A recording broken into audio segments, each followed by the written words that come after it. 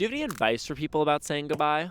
Cry, and then sometimes your parents say, if you don't cry, then you'll get a treat. Even though you have to say goodbye, you are always going to see that person again, right? Unless they die, then you kind of get really emotional because if it's like your grandma, you know how they're kind of like, a little old, so they kind of die sometimes. See, that's how life works. How do you deal with that? Cry really hard, and that's all. Parting is such sweet sorrow. My name is Julian Shapiro-Bonham, and today on Recess Therapy, we're going to be delving into the minds of children and asking them why it is we have to say goodbye and why those goodbyes tend to make us cry. Enjoy. Have you ever heard the phrase, parting is such sweet sorrow? Nope. Is there anybody that you haven't seen in a really long time that you miss? My grandpa's brother, since he lived in San Francisco. Is that a great uncle? Yeah, really good. He can tickle your heart. Can you tell me a fun fact about you? I'm gluten-free. What's that life like? It's pretty disappointing to not have stuff. How do you feel about all the adults who are not gluten-free but say they're gluten-free? Does it make you annoyed?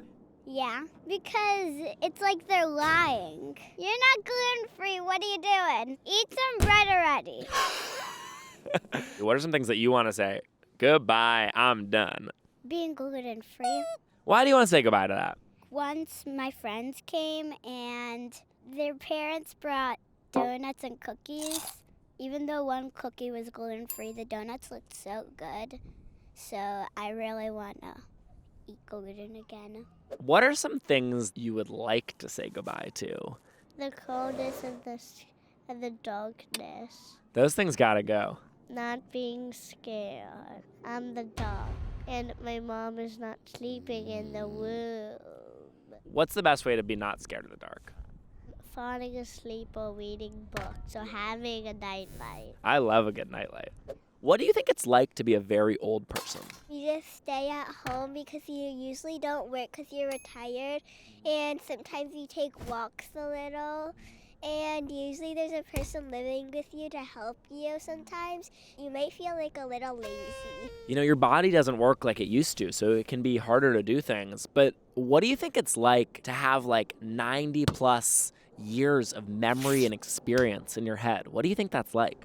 I think it feels really good because you had a lot of time with your children or your friends, and it's like you can remember those stuff, and if you're feeling sad, you can just remember those stuff, and it'll make you more happier maybe. Because 3 years usually feels like 100 years. Saying goodbye sometimes is easy and hard, but if you really want to stay with somebody, it's kind of hard to say goodbye. Why do you think it's so hard to say goodbye, even if you know you're going to see the person again soon? It's just hard to say goodbye when you love being with someone. Is it like pulling apart two magnets? Not really. Pulling apart two magnets is easy. What's your advice to adults who are having a hard time ending a hangout? Buddy, it's been real good. Peace out. That's what you think people should say? Yeah. They should. What's the best way to stay connected to somebody that you miss a lot? I think by calling them a lot. Call people that you love more. Call your best friend, call your brother, call anybody you know. And tell them what? To also call people. What do you want to say to somebody who's 28 and thinks they're an old person? You're not old because there's probably much more people that are 98. Well, how old are you? 7. Do you feel old? Kind of. Because 7 years feels like 70 years a little. Well, my friends, is there anything you want to talk about or say before we go? Why do we have armpits? Huh. I don't know why we have. Why do you think? So people can smell them. If you didn't have your skin, it would be really a pit.